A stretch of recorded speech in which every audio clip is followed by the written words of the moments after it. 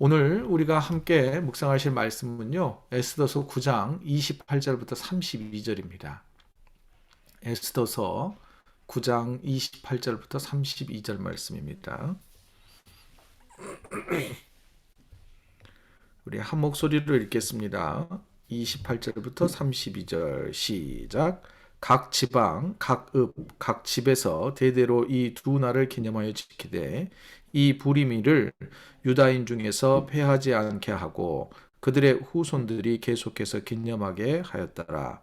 아비하일의 딸 왕후 에스더와 유다인 모르드게가 전권으로 글을 쓰고 부림에 대한 이 둘째 편지를 굳게 지키게 하되 화평하고 진실한 말로 편지를 써서 아하수에로의 나라 127 지방에 있는 유다 모든 사람에게 보내어 정한 기간에 이 부리미를 지키게 하였으니 이는 유다인 모르드게와 왕후 에스더가 명령한 바와 유다인이 금식하며 부르짖은 것으로 말미암아 자기와 자기 자손을 위하여 정한 바가 있음이더라. 에스더의 명령이 이 부림에 대한 일을 견고하게 하였고 그 일이 책에 기록되었더라. 아멘. 자, 오늘 말씀의 제목은요, 부림절 운명이 뒤바뀐 날이라는 말씀의 제목을 가지고 함께 은혜 나누도록 하겠습니다. 모르드게는요, 하만의 추종자들이 유다인들을 죽이려고 할 때 대항해 싸워 스스로 보호하라고 하는 또 다른 조서를 각 지방에 내려 보냈습니다. 모르드게가 내린 조서는요, 하만의 추종자들을 모두 죽이라고 하는 명령이 아닙니다.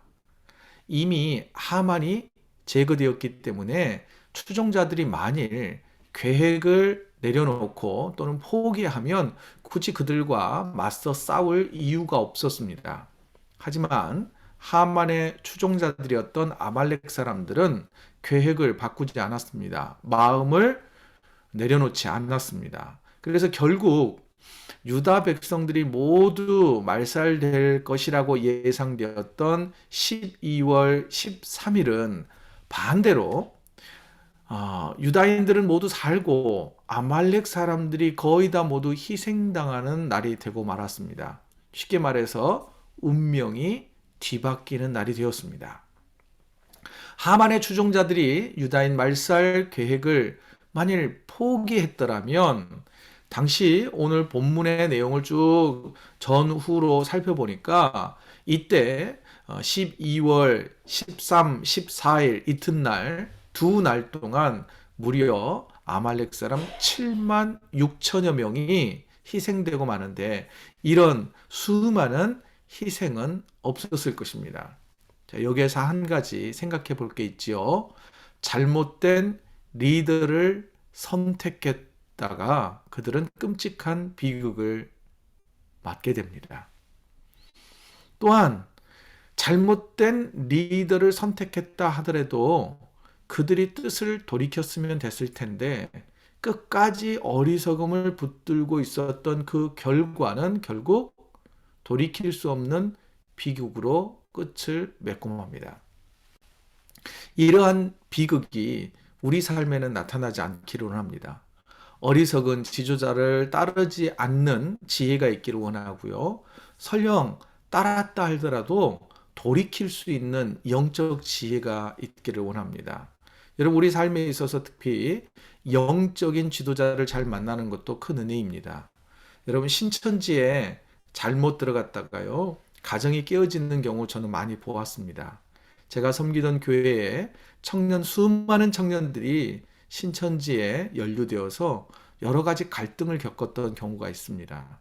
그런데요, 그것을 돌이키고 다시 교회로, 교회 공동체로 돌아오고 가정으로 돌아온 청년들이 있는 반면에 여전히 그 어리석음, 영적 어리석음, 또한 어리석은 영적 지도자를 추종하다가 결국에는 가정도 깨어지고 신앙도 완전히 무너져 내리는 그 모습을 볼 수 있었습니다. 여러분, 우리의 삶에 있어서 이렇게 완전히 무너져 내리는 비극은 더 이상 없기를 바라봅니다. 한편에서는요, 이 아말렉 사람들이 무려 7만 6천여 명이 넘는 사람들이 모두 희생되었는데, 이 희생을 두고 출애굽 시대부터 이스라엘 백성들을 괴롭혀왔던 아말렉 사람들을 하나님께서 마침내 제거하셨다라고 해석하기도 합니다. 하나님께서 대를 이루었던 오랜 갈등과 죄악의 뿌리를 제거했다고 하는 의미로도 충분히 해석은 가능합니다. 자, 이스라엘 백성들이 아말렉 사람들 약 7만 6천여 명이 넘게 죽이는 과정에서요, 아말렉 사람들이 재산에 손을 대지 않았다라고 하는 대목을 우리가 한번 읽어볼 필요가 있습니다. 10절을 보세요. 그들의 재산에는 손을 대지 않았다. 한마디로 하만의 10 아들을 모두 다 제거했습니다. 하지만 그들의 재산에는 손을 대지 않았습니다. 이 10절뿐만 아니라 두 번이나 더 반복돼요. 15절과 16절에 반복되고 있는데요. 이 말은 뭘까요? 이 전쟁은 일반적인 전쟁이 아니라는 거예요. 고대 전쟁에서는요, 적들을 무찌르고 그 재산을 탈취하는 게 관습이었고 일반화였습니다. 일반된 전쟁의 모습이에요. 하지만 지금 이스라엘과 아말렉과의 전쟁은요, 일반 전쟁과 다른 의미가 분명히 있다는 것을 우리에게 전달해 줍니다. 세 번이나 강조하잖아요. 재산 문제가 아니다는 거예요. 약탈의 문제가 아니라는 거예요. 뭔가 얻을 것이 있어서 하는 전쟁이 아니라는 거예요. 그러면서 또 하나 보세요. 10절을 보면 성경은 하만이 누구인지를 분명하게 이야기를 해줘요. 함무다다의 자손이요, 이렇게 돼 있잖아요. 함무다다의 자손. 그리고 유다인의 대적이었다. 의도적으로 지금 밝히고 있는 거거든요. 이는 어떤 의미냐면요. 하만이 과거 아말렉, 이스라엘 백성들이 출애굽했을 때 가장 먼저 그들을 괴롭혔던 아말렉 사람 아각의 후손이었다라고 하는 것을 이야기해 주고 있습니다. 한마디로 이 이스라엘과 아말렉 사람들과의 갈등은 굉장히 오래전부터 시작되었다는 거예요. 대대로 이어져 오던 갈등이 이제 종식되었다는 것을 말해주고 있어요. 또한 그와 추종자들을 제거했던 모르드게는 그럼 누구냐? 모르드게는요, 바로 베냐민 지파 사울 왕의 후손이었습니다. 이게 사울 왕과 아말렉과의 관계도 또 성경에 기록되고 있는데요. 하나님께서는 사울 왕의 군대와 아말렉과의 전쟁에서 아말렉 사람들 모두 다 제거하라고, 진멸하라고 명령했는데 사울 왕이 그걸 다 하나님의 명령에 순종하지 않았어요. 그래서 여전히 악의 세력이 존재할 수밖에 없는 그런 불명예스러운 그런 오점을 남겼단 말이죠. 그런데 드디어 이제 조상 사울 왕이 오랫동안 해결하지 못했던 그 문제를 이제는 누가 해결한 거예요? 모르드게가 완전히 깔끔하게 정리를 했다는 거예요. 여기서 한 가지는요, 하나님의 심판하심은요, 잠시 연기는 될 수 있어요. 우리가 요나서하고 나훔서를 우리가 일전에 우리가 새벽 기도 때 묵상을 했잖아요. 니느웨로 가가지고 요나 선지자의 외침을 듣고 회개했던 니느웨 성은 나중에 약 100여 년이 지난 뒤에는 나훔 선지자의 예언대로 심판받아 성이 무너집니다. 함락돼요. 왜냐하면 그 100년여간의 회개를 계속 지속하지 못했기 때문이에요. 자, 지금 마찬가지죠. 하나님의 심판은 사울 왕 때 잠시 연기되는 것처럼 보여지거든요. 그런데 잠시 연기된 거예요. 물론 이 기간이 오랜 기간이 걸리긴 합니다만 결국에는 어떻게 되느냐면 이 에스더 시대의 결론이 분명하게 마침표를 찍고 있다는 거예요. 여러분, 하나님의 심판은 연기되는 것이지 없어지는 게 아닙니다. 그렇지만 여러분, 오랜 세월이 흐르는 동안 하나님은 어디 두고 보자 지켜보고 계신 거죠. 하나님의 오래 참으심이 역사 가운데 묻어나는 거예요. 무엇을 하기를 오래 참으셨을까요? 여러분, 하나님은 악한 자들이 죽는 걸 바라지 않습니다. 멸망당하는 거 바라지 않으세요. 하나님은 뜻을 돌이키시기를 원하세요. 뜻을 돌이켜서 죄악 길을 떠나서 살기를 원하세요. 하지만 그들은 결국 어떻게 했어요? 멸망의 길을 선택하고 말았어요. 지금 아주 이게 좁은 의미에서 보자면요, 하만의 추종자들은 하만이 죽었어요. 그러면 뜻을 돌이켰으면 됐거든요. 오래전부터서도 그러잖아요. 사울왕 시대부터서 뜻을 돌이킬 여러 번의 기회가 있었지만 결국은 그 뜻을 돌이키지 못하고 악한 것을 선택함으로 인하여 결국 그들은 모두 다 멸망의 길을 걷게 된다는 것입니다. 여러분, 우리에게도 하나님께서는 자꾸 회개할 기회를 주세요. 수없이 많은 기회를 주십니다. 기회 있을 때 우리가 하나님께 돌아서서 죽음이 아닌 영원한 생명을 얻는 저와 여러분이 되어지기를 원합니다.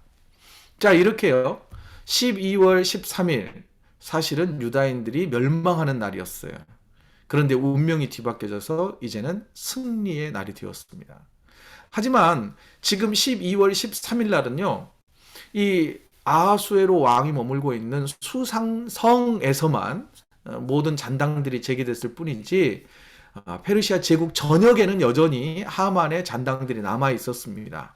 그래서 에스더는 왕을 찾아가서 하루만 더 그 조서를 연장시켜 달라고 요청을 했고, 그리고 왕은 그것을 받아들이게 됩니다.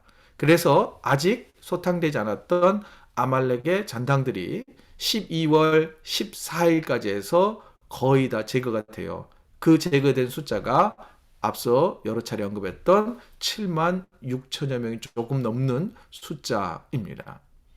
자, 그리고 나서 이제 12월 13일과 14일 날 모든 대적들을 다 제거한 에스더와 모르드게는 이제 제국의 축제일을 정합니다. 그 다음 날인 12월 15일 축제일로 정하고 잔치를 베풉니다. 그게 28절이에요. 오늘 보면. 자, 보세요. 각 지방과 각 읍, 각 집에서 대대로 이 두 날을 기념하여 지키되, 이 부림일을 여기 부림일이라고 그러잖아요. 그래서 부림절이라고 표현해요. 유다인 중에서 패하지 않게 하고 그들의 후손들이 계속해서 기념하게 하였더라.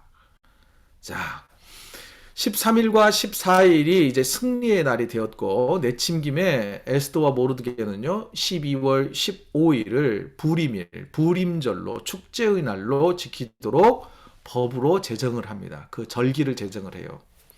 그런데 이 부림절이라고 하는 이 뜻, 부림이라고 하면 부르라고 하는 뜻이거든요. 단어거든요. 이 부르라고 하는 단어에서 기원을 했는데, 이 부림절이요.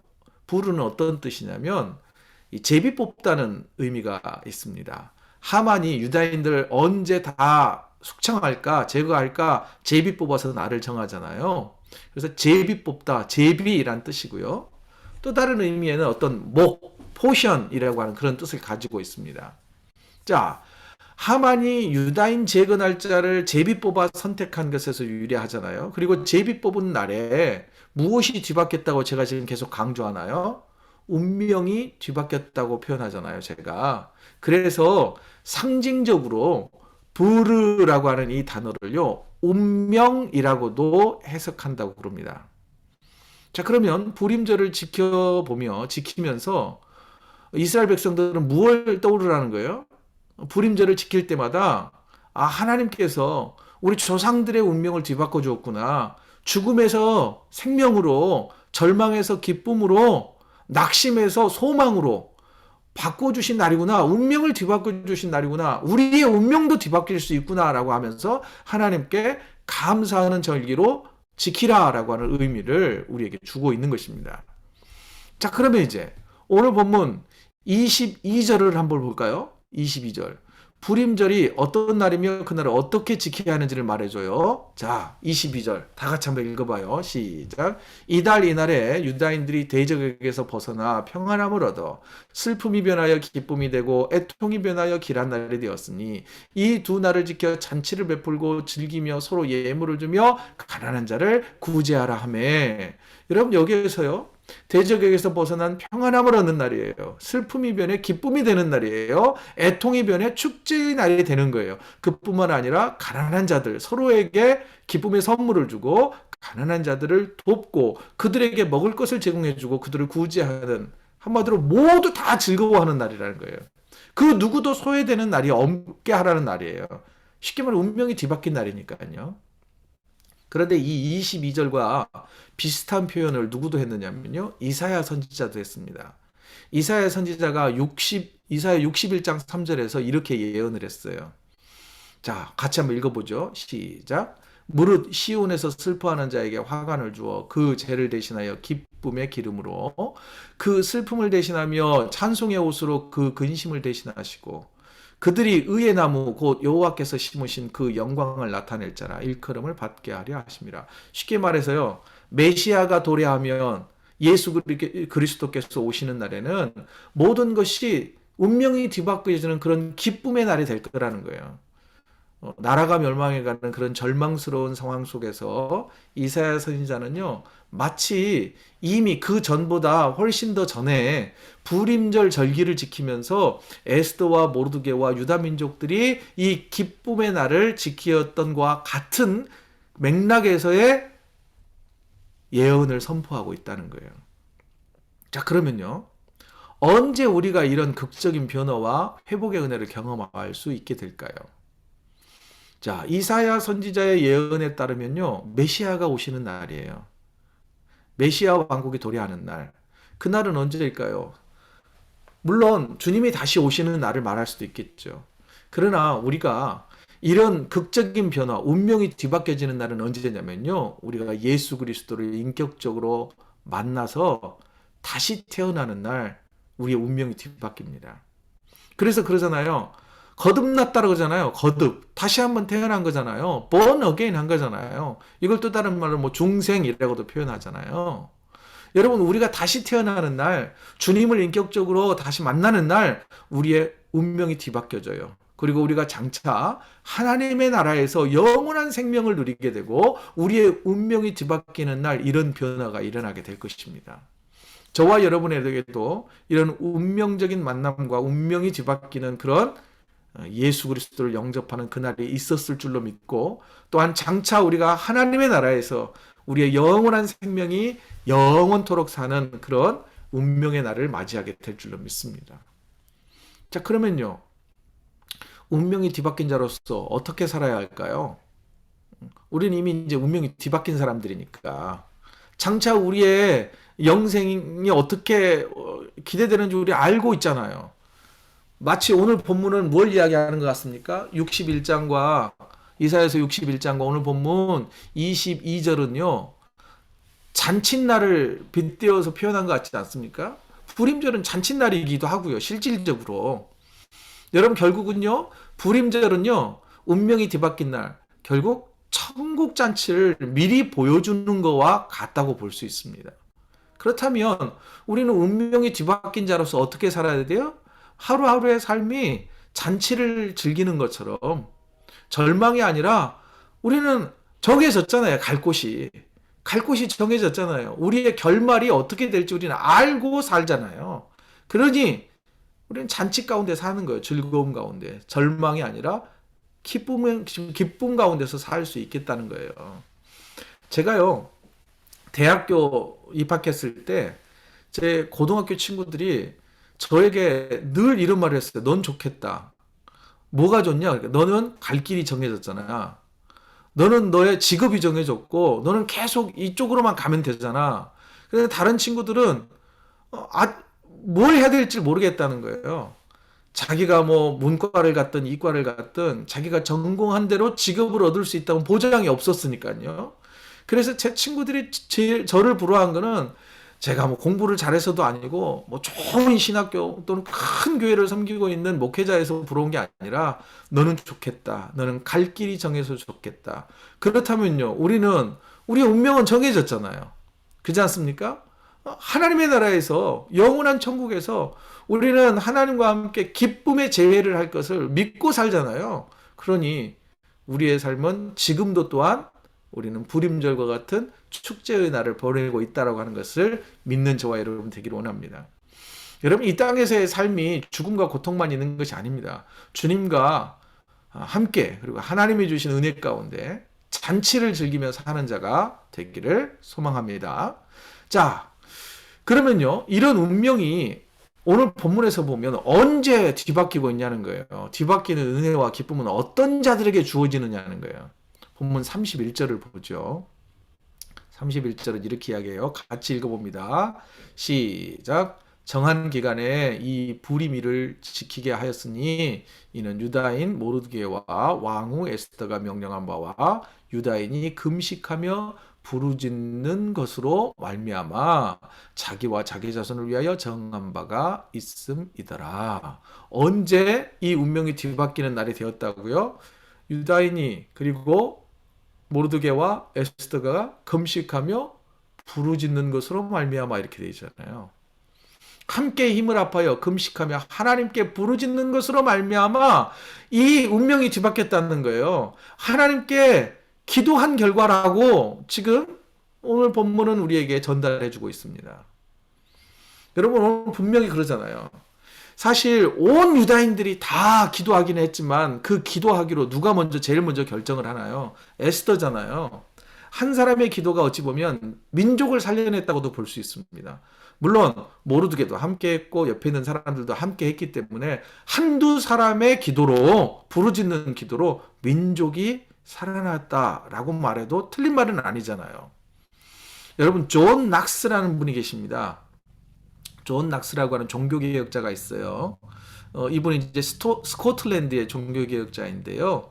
존 낙스에 대한 일화가 있습니다. 그분은 이렇게 기도했다 그랬죠. 오 하나님, 스코틀랜드를 내게 주옵소서. 아니면 내게 죽음을 주소서. 한마디로 나라와 민족을 위하여 존 낙스는 부르짖어 기도한 사람이었습니다. 그러자요. 그를 두고 한 평가는 뭐냐면요. 그 다음 이어지는 슬라이드 한번 볼까요? 기도하는 한 사람이 기도하지 않는 한 민족보다 강하다. 뭐 이 문장이 회자되고 있습니다만 또 어떤 사람들은 영국의 여왕이 스코틀랜드의 모든 군대보다 저 기도하는 존 낙스가 더 강하다 이런 좀 표현을 썼다고도 전해지기도 합니다. 그러나 분명한 것은요. 우리에게 익숙한 이 문장으로 보자면 기도하는 한 사람이 기도하지 않는 한 민족보다 강하다. 여러분 그렇다면요. 한 사람의 기도로 인하여 한 사람의 운명만 변하는 것이 아니라 한 민족이 변할 수도 있고요. 한 가족이 변할 수도 있고요. 한 교회 공동체가 변할 수도 있단 말입니다. 내 주변에 있는 사람들의 운명이 뒤바뀔 수 있다는 거예요. 사랑하는 성도 여러분, 우리의 기도로 나라와 민족뿐만 아니라 교회의 운명이 뒤바뀌고 여러분의 자녀들의 운명이 뒤바뀌고 당사자인 우리들의 운명이 뒤바뀌는 그런 은혜가 있기를 간절히 소망합니다. 그러면 어떻게 해야 될까요? 간절히 기도해야 합니다. 저는 금식하며 기도하자는 주장보다는 잘 먹고 열심히 부르짖어 기도하자라고 하는 주장이 강합니다. 물론 급하면 기도라도 해야지요. 작정 기도라도 해야지요. 그러나 중요한 건 뭔가요? 금식을 하느냐 안 하느냐, 며칠을 작정을 했느냐, 그거 중요하지 않습니다. 그것보다는 기도를 진짜 했느냐 안 했느냐, 기도하면서 정말 간절한 마음으로 믿음으로 기도했느냐 안 했느냐, 이게 더 중요한 거 아니겠어요? 저와 여러분의 운명뿐 아니라 하나님을 알지 못하는 사람들의 한 영혼의 운명이 뒤바뀌도록 여러분의 자녀들의 미래가 뒤바뀌는 그런 기도를 함으로 인하여서 우리 삶에 절망이 아니라 기쁨이 가득하고 정말 우리의 삶에 역전의 은혜가 가득한 것을 직접 체험할 수 있기를 간절히 소망해 봅니다. 결국 한 문장으로 한번 제가 표현해 보겠습니다. 기도가 길이며 기도가 답이고요. 기도가 나와 그 누군가의 운명을 뒤바꿀 수 있습니다.